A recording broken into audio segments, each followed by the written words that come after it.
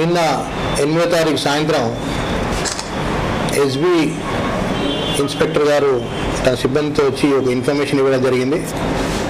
ఆ ఇన్ఫర్మేషన్ తీసుకొని మా ఎస్ఐ వెంకట శివ మళ్ళీ బృందం కలిసి ఎంఓ కాలనీలో మహమ్మద్ రఫీక్ అని మయన్మార్ అంటే రోహింగ్యా జాతికి చెందిన వాళ్ళు మయన్మార్ బర్మా శరణార్థి దగ్గర ఇల్లీగల్ పాస్పోర్ట్ ఉన్నట్టుగా ఇన్ఫర్మేషన్ మీద ఇతని ఇల్లు రైడ్ చేయడం జరిగింది.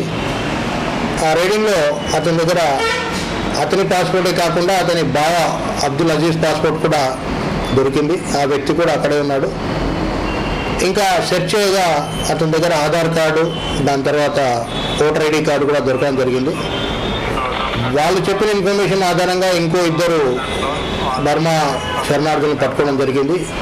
మొహమ్మద్ కరీం అండ్ మొహమ్మద్ సలీంని పట్టుకోవడం జరిగింది. వారి దగ్గర కూడా ఆధార్ కార్డు, తర్వాత ration card, voter ID card ఇవన్నీ కూడా స్వాధీనపరచుకోవడం జరిగింది.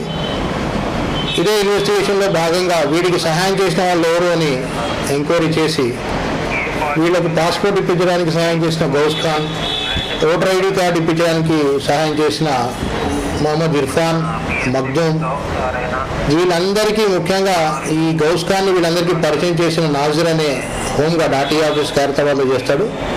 ఇతన్ని కూడా అదుపులో తీసుకోవడం జరిగింది. ఇవాళ వీళ్ళందరినీ passport act, immigration act, passport reentry act, forgery తదితర ఐపీసీ కేసులు, స్పెషల్ లోకల్ లాస్ కేసులు వేసి రిమాండ్ చేయడం జరుగుతుంది.